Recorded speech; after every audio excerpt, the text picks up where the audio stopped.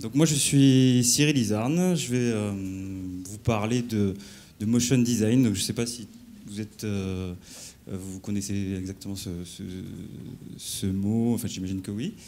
Et on va parler un peu de ses applications et voilà, passé, présent, futur. Voilà. Donc, moi je suis dirigeant du studio Noble à Lyon.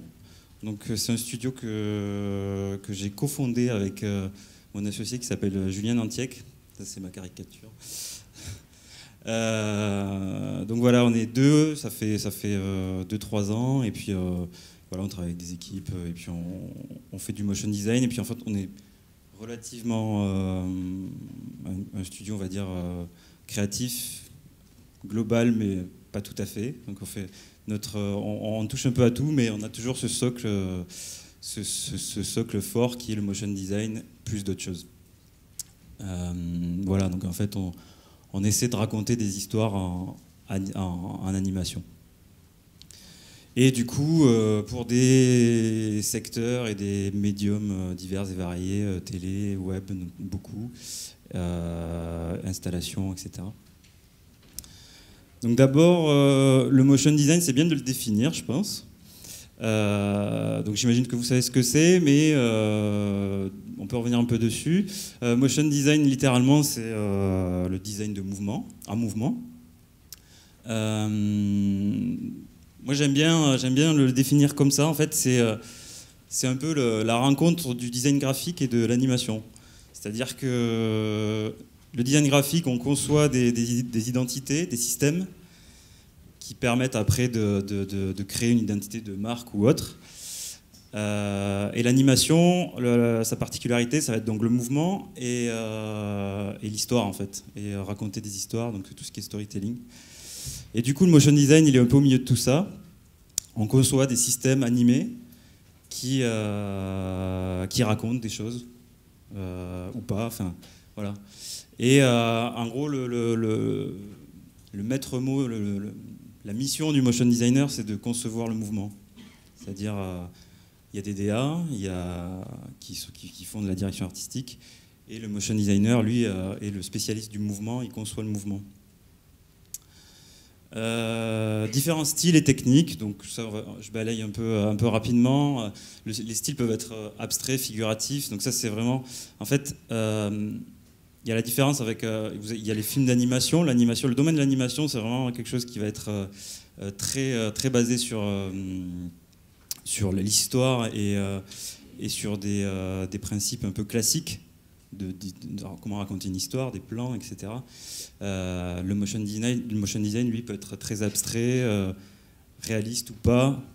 Donc on est sur des choses un petit peu plus éclatées, en fait. Les techniques, donc animation 2D que vous connaissez certainement avec des logiciels type After Effects par interpolation. Animation traditionnelle, donc des dessins animés traditionnels, voilà, Disney. 3D, captation volume, donc là c'est quand on va shooter des scènes en studio ou autre. Stop motion, donc image par image, on va prendre en photo différentes des scènes, voilà. Live action, donc c'est tout ce qui est filmé. Et génératif, donc génératif c'est basé sur un algorithme et on crée une animation grâce à un ordinateur, en fait, avec un développeur. Donc c'est, pour nous en tout cas, le plus souvent précalculé, c'est-à-dire qu'on fait un film, qu'on livre un film ou des bouts de film qu'on livre, mais il peut être temps réel, notamment en réalité virtuelle ou interactif, dans les domaines qui vous concernent le plus, donc justement dans tout ce qui est web ou application, etc. Rapidement, un petit historique. Motion design, c'est pas un terme enfin, c'est pas quelque chose qui est neuf, c'est très ancien en fait, ça date des années 30. Donc il y a une personne qui s'appelle Oscar Fichinger qui, je sais pas si c'est la première fois, mais a fait du stop motion avec de l'animation image par image avec du papier et une approche très expérimentale en fait. Où là où on faisait des films d'animation avec où il y avait Disney, ben lui c'est plus de l'expérimentation avec image son Et du coup, ça se rapproche de du motion design actuel. John Whitney, c'est dans les années 60. En fait, c'est une personne qui a commencé à travailler avec des ordinateurs et à créer des images animées. Pareil, abstraites, expérimentales. En fait, on est encore dans des choses très niche. Et donc là, le terme motion graphics apparaît. Et dans le même temps, du coup, c'est l'arrivée des génériques et du coup la source, enfin là où vraiment le motion design apparaît et se démocratise, c'est par les génériques de films. Donc notamment avec Saul Bass, qui lui est une personne qui est un designer graphique, je disais au début, et designer graphique qui s'est mis à l'animation. Donc c'est toujours un peu ce lien en fait fort. Qui est toujours un peu là à design graphique, animation. Donc lui, c'est les génériques, beaucoup de génériques d'Hitchcock et d'autres choses. Dans le même temps, Maurice Binder, c'est les génériques de James Bond, Kyle Cooper plus tard dans les années 90, donc c'est Seven, etc. Et plein de choses, il y a plein de films américains. Et ensuite, les années 2000, du coup, avec l'arrivée d'Internet. Donc de plus en plus du coup de contenu vidéo, donc de plus en plus de motion, de plus en plus de demandes, mais avec de fortes contraintes donc liées au débit. Donc c'est là que en fait ça se développe, mais avec des contraintes et notamment l'utilisation de Flash. Moi, je suis issu de cette génération en fait où on a commencé à travailler avec Flash, à faire des sites expériences, full Flash, et voilà. Donc là, c'était vraiment le motion sur le web, puis tout ce qui est publicitaire, bannières, etc. Et puis après, vous connaissez la suite. Donc plus de Flash. Désormais, je vais faire on va balayer un peu les applications qui existent. Donc les champs d'application du motion. Il y a donc beaucoup de choses. Donc on l'a dit, le cinéma. Ça doit être une vidéo, ça devrait se jouer. Dommage. Cinéma, donc générique, film d'animation, etc. Tout ce qui est UI design, pour tout ce qui est film de science-fiction, etc. Il y a beaucoup de design interface. Ensuite, dommage que ça se lise pas. Bon, il y avait des vidéos là qui illustrer mon propos. Bon, télévision. Là, on se rapproche plus du design graphique, du coup, avec des créations d'identité vraiment. Donc identité de chaîne, générique d'émissions, donc vraiment à but pour structurer l'information.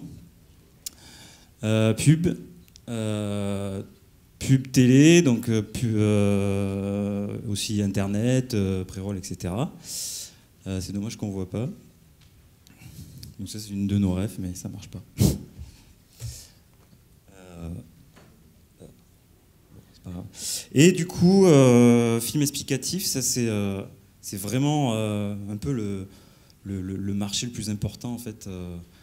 En tout cas à l'heure actuelle, c'est ce qui, nous, c'est vraiment notre quotidien, c'est de créer des films explicatifs parce que le motion permet vraiment de faire passer une idée de manière simple et pour vendre un concept, présenter, et que ça soit ludique, pédagogique, que l'idée puisse passer très facilement.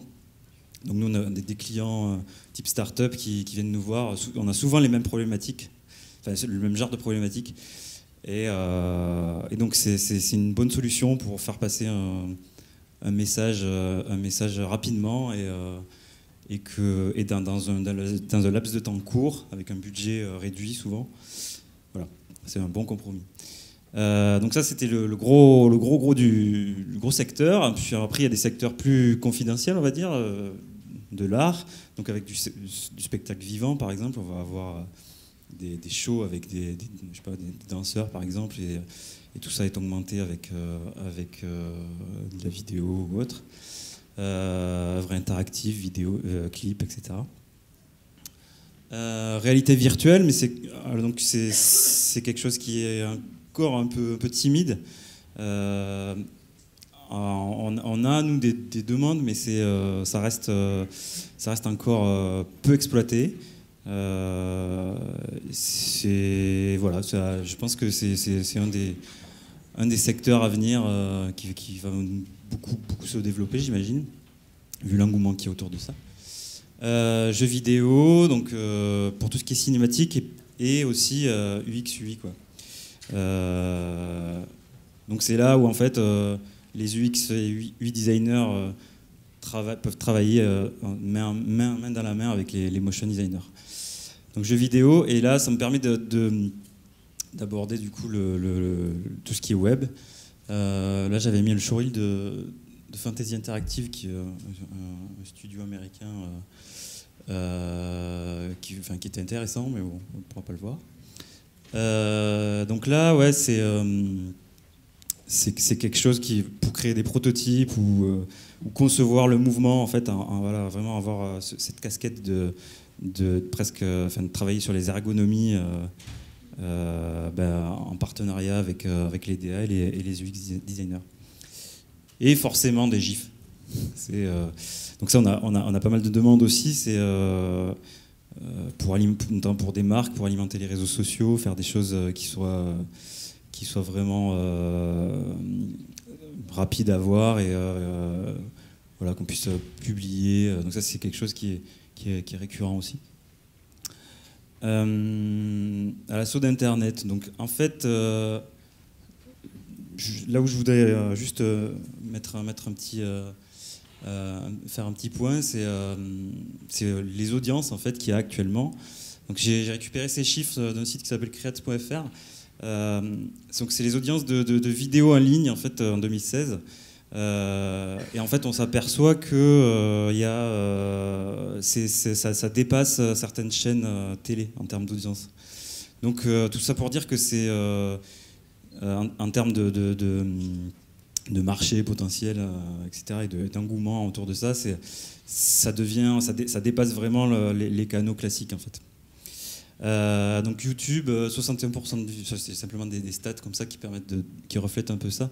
61% des vidéos en ligne sont vues sur YouTube, deuxième moteur de recherche derrière Google et troisième site le plus visité au monde, et 72% des entreprises utilisent YouTube. Donc c'est d'abord YouTube et après les autres, quoi. C'est vraiment autour de ça que ça se passe. Pourquoi il y a ça ? En fait, donc voilà un peu les intérêts que peut avoir la vidéo sur Internet. Dès qu'il y a une vidéo dans un mail, dans une newsletter, c'est 96% de clics. Pareil, une vidéo dans une page, c'est 50 fois mieux référencé. Et un post avec une vidéo, ça a 2 fois plus de chances d'être vu qu'un post classique sur un réseau social. Du coup, tout ça, c'est des faits. Ça permet, en fait, du coup, le motion, lui, est là pour... répond relativement... est relativement adapté à toutes ces demandes. Du fait, donc, comme je l'ai déjà dit, que c'est quelque chose qui est assez...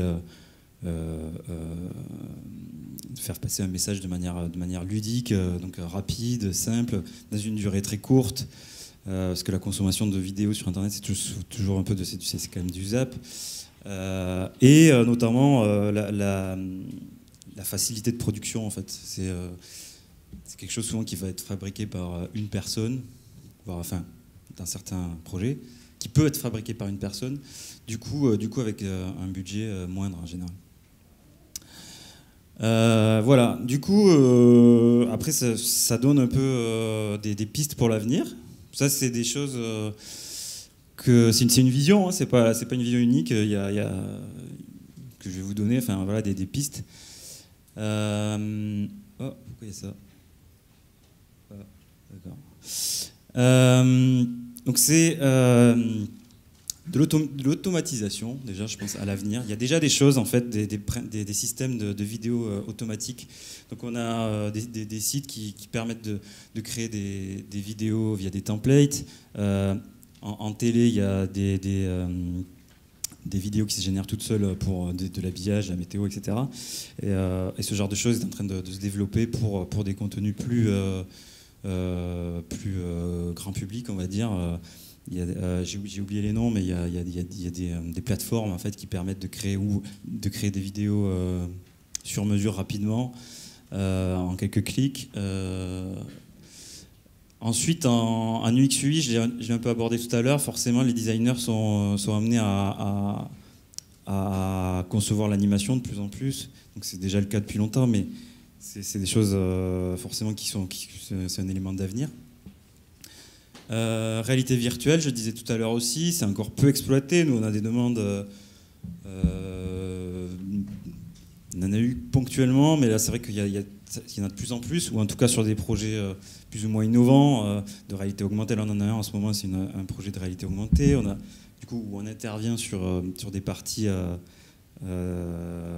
ces projets où on est force de proposition pour amener un petit bout d'expérience, par exemple.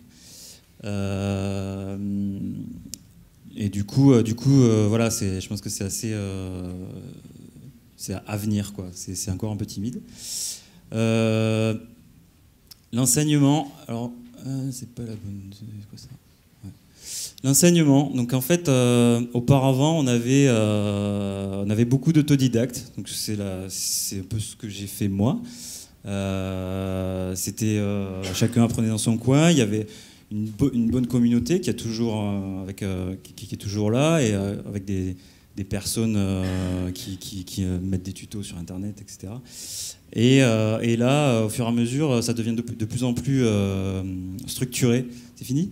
Bon, je finis rapidement. Ouais, ok.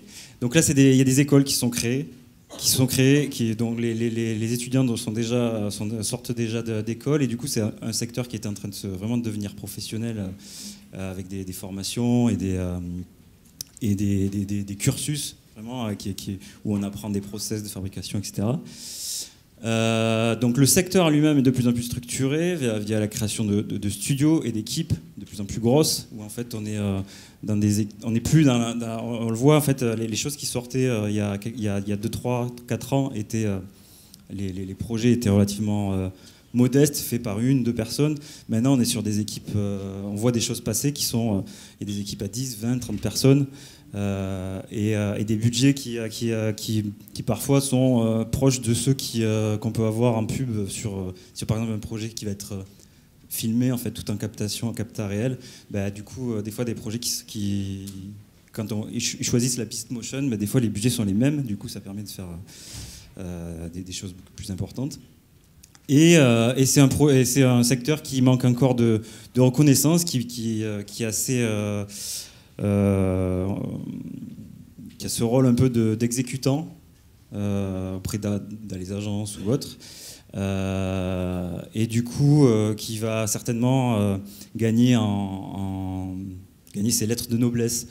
Il y a un projet monté par un motion designer qui crée des génériques, qui s'appelle Cookéo, qui est français, et qui monte un projet qui s'appelle Motion Plus Design. C'est un projet de musée. Musée du motion design, donc qui devrait voir le jour d'ici quelques années a priori. Voilà, donc en fait c'est encore un peu en cours. Voilà, je vous remercie. Ça c'était maintenant, si être près, c'est pas bon. Voilà. Et là c'est fini. Je vous remercie.